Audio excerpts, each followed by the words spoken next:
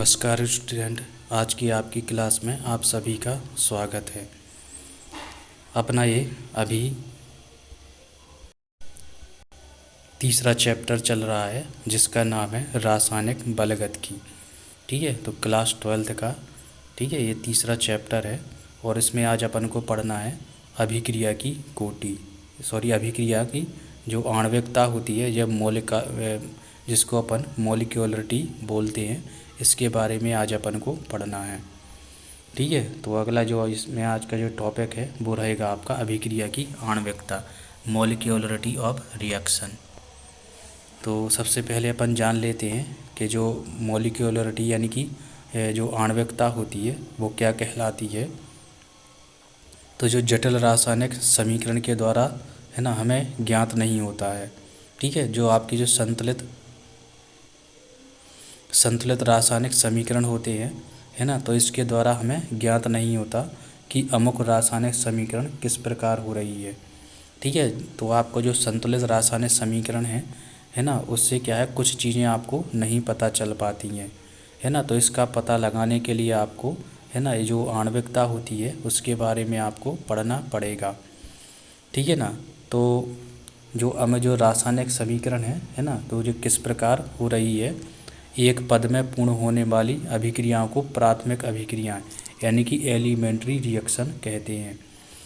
जो रिएक्शन होती हैं आपकी, कुछ रिएक्शन ऐसी होती है जो केवल एक ही पद में पूर्ण हो जाती हैं। ठीक है ना, जैसे मान के चलो C+O2, ठीक है ना, तो ये क्या है, CO2 बन गया, यानी कि एक ही पद है इसमें।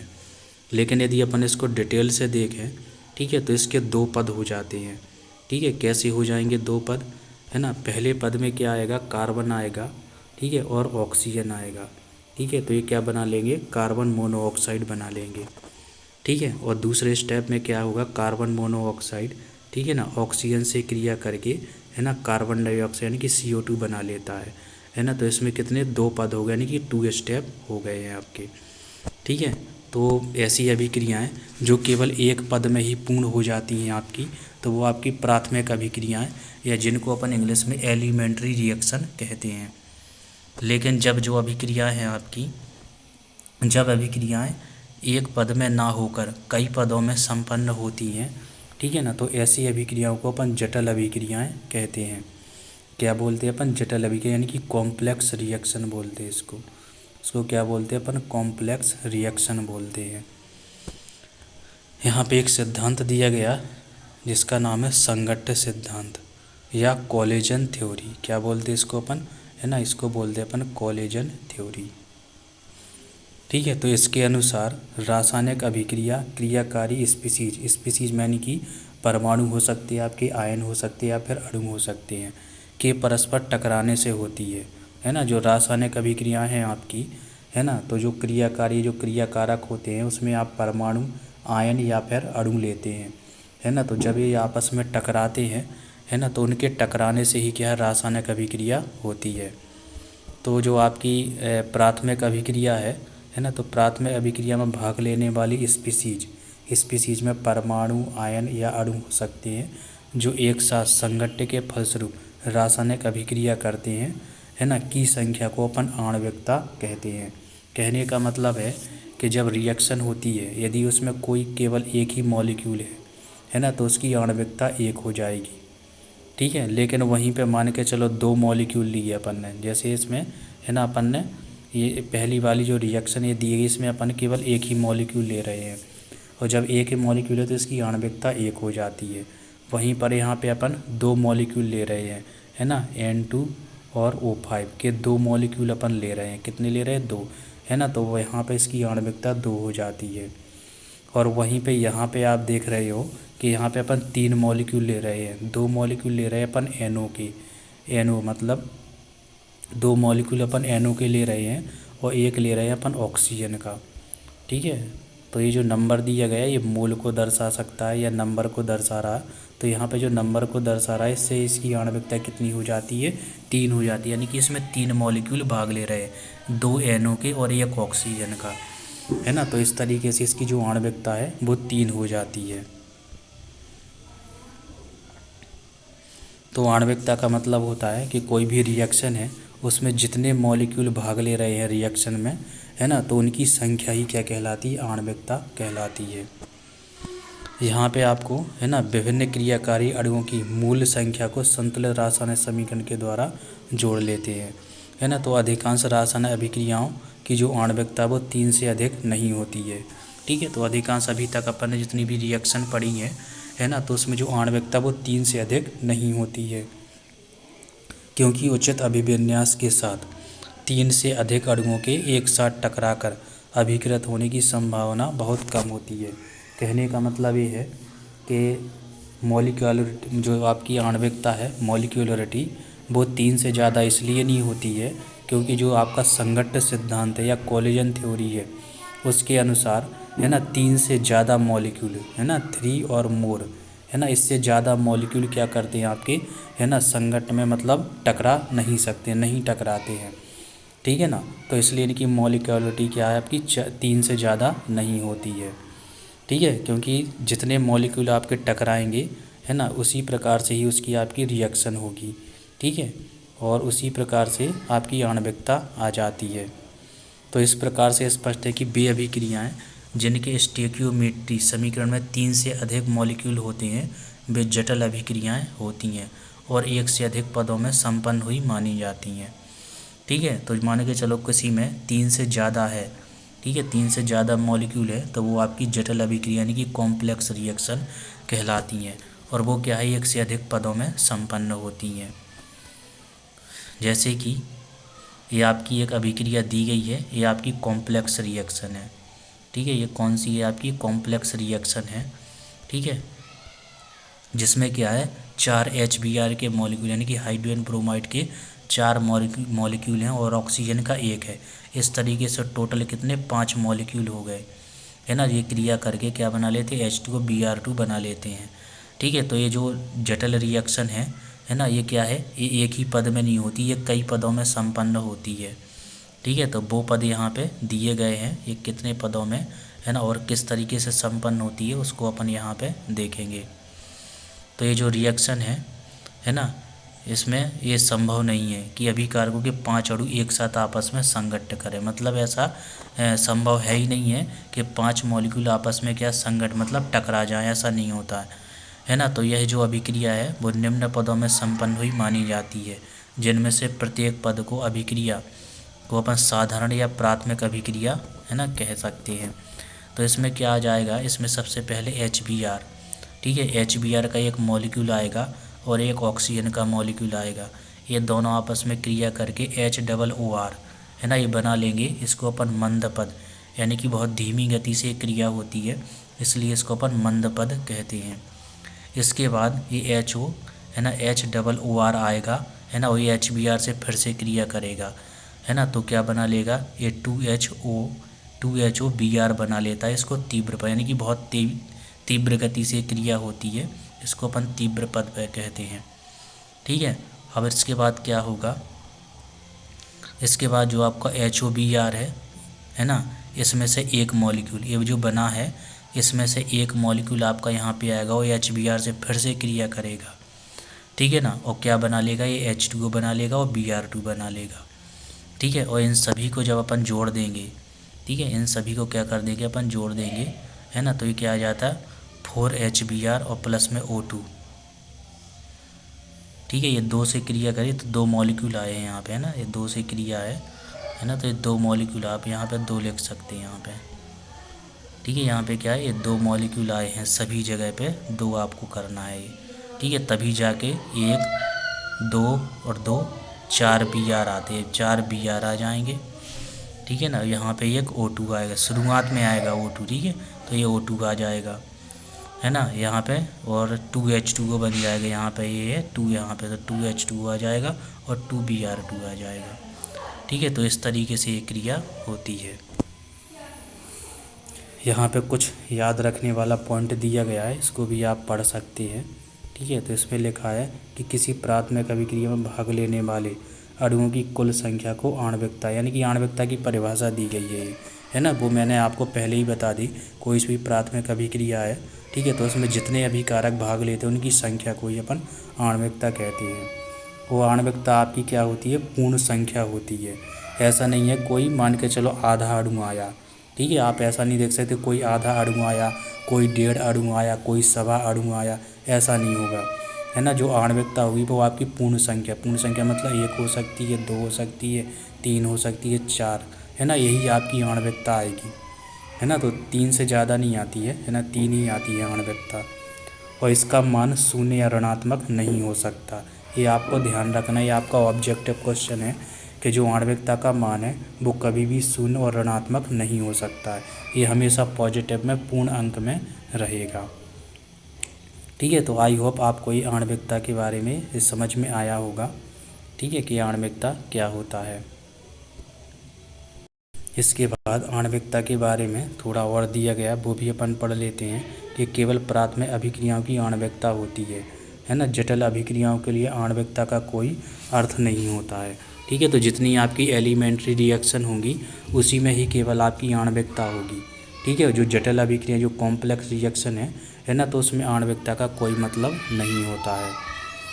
किसी जटिल अभिक्रिया के विभिन्न पद अर्थात पदों का वह क्रम जिसमें जटिल अभिक्रिया संपन्न होती है का ही वेग, है ना, से संपन्न नहीं होती। वो क्या है, एक ही वेग से संपन्न नहीं होती। अभिक्रिया का जो समग्र वेग है ना, वो सबसे मंद पद पर निर्भर करता है, ठीक है। जो इसका जो पहला पद, जो भी मंद पद होगा उस पे ही इसकी क्या है, जो रेट होती है वो निर्भर करती है ना। तो इसे अपन वेग निर्धारक, है ना, पद कहते हैं, रेट डिटरमाइनिंग स्टेप बोलते हैं इसको, ठीक है ना। या रेट कंट्रोलिंग, है ना, बोलते हैं आपको, रेट कंट्रोलिंग ऐप, है ना, रेट कंट्रोलिंग, है ना, स्टेप बोल सकते हैं, या फिर रेट डिटरमाइनिंग स्टेप बोल सकते हैं, है ना। यह प्रयोगों से ज्ञात भी हुआ है कि आणविकता के आधार पर, है ना, जो आणविकता है उसके आधार पर आप 2, 3, है ना, आणविकता वाली क्रियाओं को क्रमशः 1 अणुक, 2 अणुक और 3 अणुक अभिक्रिया भी कह सकते हैं, है ना। तो जितनी उसकी अभिक्रिया की आणविकता होगी, है ना, उसी के आधार पर ही उसको अपन यूनिमॉलिक्यूलर, बाईमॉलिक्यूलर और ट्राईमॉलिक्यूलर अपन कह सकते हैं अभिक्रिया को, ठीक है। आई होप कि आपको ये समझ में आया होगा। इसके बाद अगला जो टॉपिक है वो रहेगा आपका अभिक्रिया की कोटि, ठीक है, ऑर्डर ऑफ रिएक्शन, है ना। तो इसको भी अपन जान लेते हैं कि जो अभिक्रिया की कोटि है या ऑर्डर ऑफ रिएक्शन वो क्या होती है। तो जो आपकी रासायनिक अभिक्रिया को व्यक्त करने के लिए, है ना, आणविकता के अतिरिक्त एक और प्रमुख पैरामीटर, ठीक है, जे अभिक्रिया को, है ना, प्रदर्शित करने के पैरामीटर होते हैं, है ना। तो पहला इसमें आणविकता है और दूसरा जो पैरामीटर है वो होता है आपका ऑर्डर, ठीक है ना। तो पैरामीटर अभिक्रिया की कोटि है, अभिक्रिया के जो वेग है,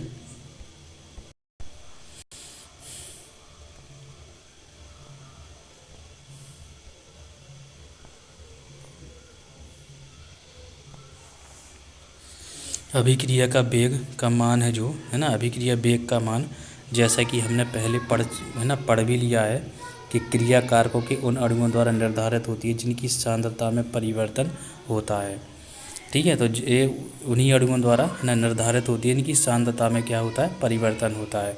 तो उन क्रिया कारकों के अणुओं की संख्या जिनकी सांद्रता रासायनिक क्रिया के दौरान परिवर्तित हो जाती है ना, अभिक्रिया की कोटि कहलाती है, ठीक है। तो यहाँ पे एक तरह से कहा जाए अभिक्रिया की कोटि की परिभाषा लिखी हुई है कि उन क्रिया कारकों के अणुओं की संख्या को जिनकी सांद्रता रासायनिक क्रिया के दौरान परिवर्तित हो जाती है वो आपकी, है ना, अभिक्रिया की कोटि कहलाती है। दर नियम व्यंजक में प्रयुक्त क्रिया कारकों की जो घातांक का योग है वही आपकी अभिक्रिया की कोटि होती है, ठीक है। तो जो आपके जो घातांक है, जैसे कि यहाँ पे ये जो समीकरण है इसमें आपको दिया गया है, ठीक है। तो इसकी जो घातें होती हैं, है ना, उन्हीं घातों को ही अपन क्या बोलते हैं, अभिक्रिया की कोटि कहते हैं। जैसे कि एक समीकरण यहाँ पे दिखाया गया है और जब इस पे अपन दर नियम व्यंजक लगाते हैं, इसके दर नियम व्यंजक लिखते हैं इसमें, है ना, तो R बराबर के जो ए की घात m है और b की घात n है, ठीक है। तो ये जो घातें हुई होती हैं इन्हीं के योग को ही अपन क्या बोलते हैं, ऑर्डर बोलते हैं, ऑर्डर ऑफ, है ना, रिएक्शन कहते हैं, ठीक है। तो यहाँ पे ये दिखाया गया है जो अभिक्रिया की कोटि आपकी रहेगी वो m+n रहेगी, जहाँ पे ए क्या है, ए के सापेक्ष अभिक्रिया की कोटि m है और बी के सापेक्ष जो अभिक्रिया की कोटि वो n है, ठीक है। तो यह आवश्यक नहीं है कि जो अणु संख्यता या जो आणविकता है और अभिक्रिया की कोटि सदैव समान हो, है ना। तो ऐसा बिल्कुल भी नहीं होता है कि मान के चलो जितने मॉलिक्यूल मतलब जितनी उसकी मॉलिक्यूलरिटी हो, यानी कि जितनी आणविकता हो उतनी ही अभिक्रिया की कोटि हो, ऐसा नहीं हो सकता है। जैसे जो नाइट्रोजन है, नाइट्रोजन पेंटाऑक्साइड का तापीय वियोजन निम्न समीकरण द्वारा, है ना। जो नाइट्रोजन है, नाइट्रोजन पेंटाऑक्साइड, ठीक है। तो इसका जब अपन, है ना, इसकी रिएक्शन करते हैं, है ना, तो क्या बनता है ना, 4NO2 बनता है और ऑक्सीजन बनता है ना। तो इस समीकरण को देखने से अपन को मालूम होता है कि अभिक्रिया क्या है, द्विआण्विक है। ठीक है, अभिक्रिया कैसी है आपकी, द्विआण्विक है, यानी कि बाई मॉलिक्यूलर है, लेकिन यह तापीय वियोजन सांद्रता के, है ना, प्रथम घात के समानुपाती होता है। अतः अभिक्रिया की कोटि 1 है। इसका कारण है कि क्रिया क्या है, 2 पदों में होती है। ठीक है, यहाँ पे अपन को ज़रूर दिखाया गया कि एक ही स्टेप में है, लेकिन वास्तव में जो रिएक्शन है ये 2 स्टेप में होती है। ठीक है, ये क्रिया क्या होती है, ये 2 स्टेप में होती है, जिसमें पहले N2O5, है ना, क्रिया करके N2O4 और प्लस में एक ऑक्सीजन का परमाणु, है ना, बनाता है ना। ये आपका मंद पद है, प्रथम पद है, और उसके बाद 2 ऑक्सीजन आते हैं, ठीक है ना, 2 ऑक्सीजन परमाणु आते हैं और ये आपस में क्रिया करके O2 बना लेते हैं।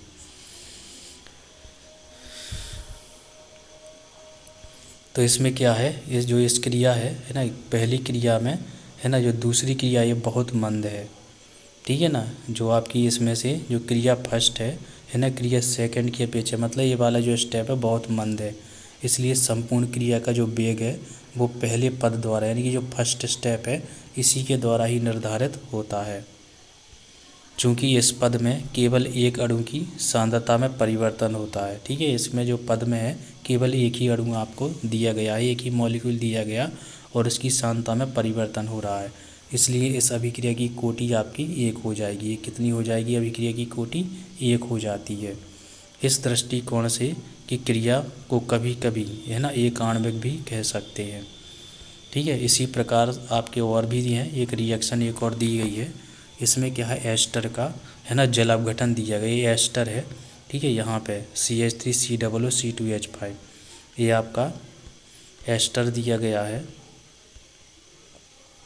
ना। और इसकी जब क्रिया अपन पानी से कराते हैं, ठीक है, तो क्या बनता है, CH3COOH और C2H5OH, यानी कि अम्ल बनता है और आपका एल्कोहल बन जाता है। ठीक है, तो इसमें आपको दिख रहा होगा कि 2 है, लेकिन वास्तव में इसकी जो आणविकता या जो अभिक्रिया की कोटि है वो 1 होती है। ठीक है ना, इसमें क्या होती है, अभिक्रिया की कोटि 1 होती है। ऐसा इसलिए क्योंकि जो, है ना, जो अभिक्रिया का वेग है केवल, है ना, एक एस्टर की सांद्रता से ही निर्धारित होता है, क्योंकि पानी एस्टर की तुलना में, है ना, इनमें अधिक मात्रा में, मतलब ये एक्सेस में मात्रा में, ये एक्सेस में होता है। ठीक है, ये क्या होता है, एक्सेस में होता है बहुत ज़्यादा, यानी कि बहुत अधिक मात्रा में होता है पानी। ठीक है, तो इसकी सांद्रता को अपन, है ना, लगभग 0 के बराबर मान लेते हैं। ठीक है, तो इस तरीके से जो एस्टर है केवल इसकी सांद्रता में परिवर्तन हो रहा है। ठीक है, और एस्टर का केवल इसमें एक ही मॉलिक्यूल है, इसलिए इसकी, है ना, अभिक्रिया की जो कोटि है वो 1 हो जाती है। ठीक है, इसकी जो अभिक्रिया की कोटि है वो क्या हो जाती है, आपकी 1 हो जाती है। अभिक्रिया के मंद पद की संक्रमण अवस्था का निर्माण करने हेतु अणु की अभिक्रिया की कोटि निर्धारित करते हैं, है ना। तो अभिक्रिया की कोटि निर्धारित करना क्यों आवश्यक है, ये यहाँ पे बताया गया है। इसके बाद इसमें अभिक्रिया का जो वेग है केवल एथिल एसीटेट की सांद्रता के प्रथम घात के समानुपाती होता है। ठीक है, इसकी जो दर है, ये जो अभिक्रिया का जो वेग है वो केवल एथिल एसीटेट, जो एथिल एसीटेट दिया गया है इसकी सांद्रता के प्रथम घात के समानुपाती होता है। ऐसी अभिक्रियाओं को अपन छद्म प्रथम कोटि भी कहते हैं, यानी कि सीडो फर्स्ट ऑर्डर रिएक्शन भी अपन कहते हैं। जो आपकी जो ऑर्डर ऑफ रिएक्शन है ये आपकी, है ना, 0 कोटि की अभिक्रिया भी होती है ना, 0 ऑर्डर, या भी अपन पढ़ेंगे सब, है ना, 0 ऑर्डर रिएक्शन होती है ना, फर्स्ट ऑर्डर रिएक्शन होती है, और इसके बाद सेकंड ऑर्डर रिएक्शन होती है, और इसके बाद थर्ड ऑर्डर रिएक्शन। अपन को ये 3 पढ़ना है इसमें, मेनली अपन को पढ़ना 0 ऑर्डर और फर्स्ट ऑर्डर रिएक्शन।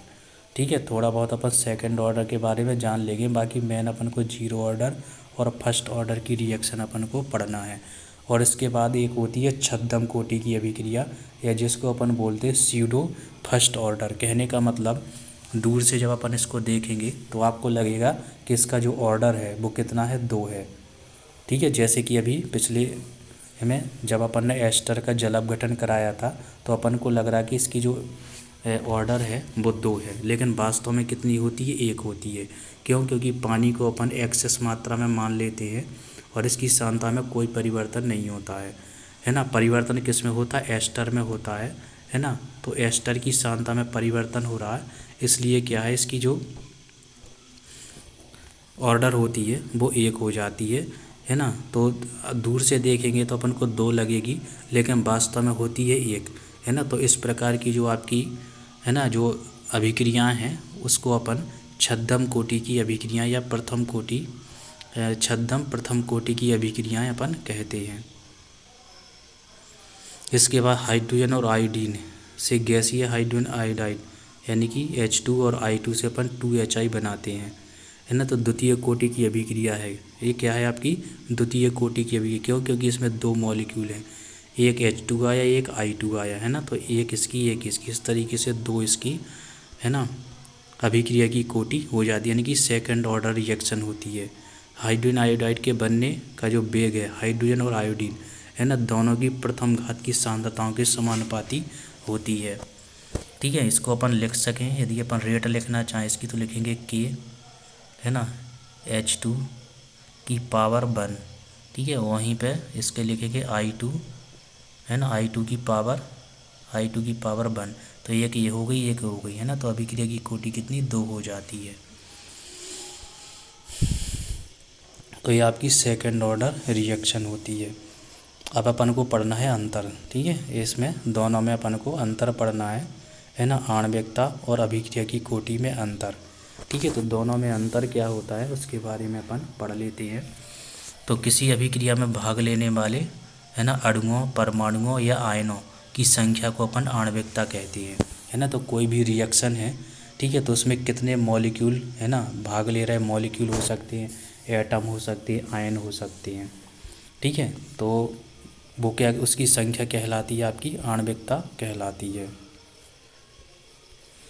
वहीं पे अपन अभिक्रिया की कोटि क्या होती है, अभिकार की जो अभिकारक होते हैं वो अणु हो सकते हैं, परमाणु या आयन हो सकते हैं, है ना। तो इनकी वह संख्या होती है ना, जिन पर अभिक्रिया का वेग निर्भर करता है।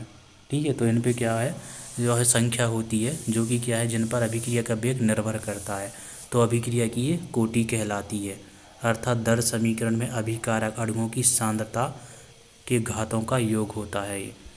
ठीक है, तो जो अभिक्रिया जो आपकी जो है ना अभिकारक होते हैं, है ना, जो दर समीकरण में अभिकारक की जो सांद्रता अपन लिखते हैं, है ना, तो जो अणु होते हैं उनकी सांद्रता के पदों में जो घात अपन लगाते हैं, है ना, ये कॉन्सेंट्रेशन अपन लिखते हैं इस तरीके से। ये जो कॉन्सेंट्रेशन लिखेंगे तो इनकी जो घात अपन लगाते हैं, है ना, इनका योग होता है। ठीक है, तो इसको अपन ऑर्डर ऑफ रिएक्शन कहते हैं। इसके बाद यह अभिक्रिया में भाग लेने वाले अणुओं की संख्या के सदैव बराबर होती है, यानी कि जितने इसमें मॉलिक्यूल भाग लेंगे, है ना, जैसे कि एक रिएक्शन है H2 और प्लस में I2, है ना, तो इसमें 2 मॉलिक्यूल भाग ले रहे हैं तो इसकी जो आणविकता वो आपकी 2 हो जाएगी, मतलब उतनी ही होगी, यानी कि बराबर होती है। जितने मॉलिक्यूल भाग लेंगे उतनी उसकी, है ना, अभिक्रिया आणविकता होगी। लेकिन इसमें ऐसा नहीं होता है, इसमें क्या होगा, इसमें अभिक्रिया में भाग लेने वाले अणुओं की संख्या क्या है, बराबर नहीं होती है। जैसे कि अभी अपन ने एस्टर का, है ना, जल अपघटन पढ़ा था। जब एस्टर का जल अपघटन कराते तो 2 मॉलिक्यूल हैं, लेकिन इसकी जो अभिक्रिया की कोटि है वो 1 ही होती है। इसके बाद है यह सदैव पूर्ण संख्या होती है। ठीक है, ये पूर्ण संख्या होगी, यानी कि इसमें फ्रैक्शनल नंबर नहीं आएंगे, ना तो शून्य आएगा और ना ही ऋणात्मक आएगा और ना ही कोई फ्रैक्शनल नंबर आएंगे। लेकिन क्या है, यह भिन्न, है ना, यह भिन्न मतलब फ्रैक्शन में हो सकता है, शून्य भी हो सकता है और पूर्ण संख्या में भी हो सकती है, तीनों में हो सकती है। इसके बाद है यह अभिक्रिया के किसी पद में प्रयुक्त होने वाले अभिकारकों के अणुओं के, है ना, बोध कराती है। ये जो क्या होती है, जो आपकी आणविकता है वो अभिक्रिया के किसी पद में होने वाले अभिकारक, है ना, के अणुओं का बोध कराती है, यानी कि कितने अणु इसमें भाग ले रहे हैं इसके बारे में बताती है। यही क्या होता है, एक प्रायोगिक संख्या होती है। ठीक है, ये क्या होती है, प्रायोगिक संख्या होती है जो अभिकारकों की सांद्रता पर निर्भर करती है। ठीक है, क्या करती है, अभिक्रिया की सांद्रता पर ये निर्भर करती है। इसके बाद है, यह अभिक्रिया के किसी पद विशेष से संबंधित होती है। ठीक है, ये जो अभिक्रिया है, अभिक्रिया की किसी पद विशेष से संबंधित होती है, वो यह संपूर्ण अभिक्रिया से संबंधित होती है। कहने का मतलब ये है कि जो मंद पद होता है उस पर ये निर्भर करती है, और ये क्या है, संपूर्ण अभिक्रिया पर निर्भर करती है। इसके बाद है, यह रासायनिक समीकरण देखकर पता लगाई जा सकती है। जो समीकरण है उसके द्वारा इसको देखकर पता लगाया सकता है, इसे प्रयोग के द्वारा पता लगाया जाता है। ठीक है, जैसे मान चलो अभी अपन ने छद्म कोटि की अभिक्रिया देखी थी, एस्टर का जल अपघटन, है ना, तो उसको देख करके अपन नहीं बता सकते इसकी अभिक्रिया की कोटि कितनी होगी, प्रयोग द्वारा इसको पता करते हैं अपन। इसके बाद है, यह अभिक्रिया की क्रियाविधि के बारे में जानकारी नहीं देती। ठीक है, यह अभिक्रिया की क्रियाविधि के बारे में जानकारी नहीं देती है, लेकिन जबकि ये क्या है, यह अभिक्रिया की क्रियाविधि के बारे में जानकारी देती है। आणविकता, अभिक्रिया दर और सांद्रता में से किसी भी प्रकार प्रभावित नहीं होती है ना। जो आपकी आणविकता होती है वो सांद्रता से, है ना, और अभिक्रिया की दर से प्रभावित नहीं होती है। जबकि ये क्या है, प्रत्येक अभिक्रिया की कोटि के लिए विशिष्ट बलगत की समीकरण होता है, जिसमें अभिक्रिया की जो गति सांद्रता के, है ना, से संबंधित रहती है। जटिल अभिक्रिया के वेग निर्धारक पद की आणविकता का मान अभिक्रिया की कोटि के बराबर होता है।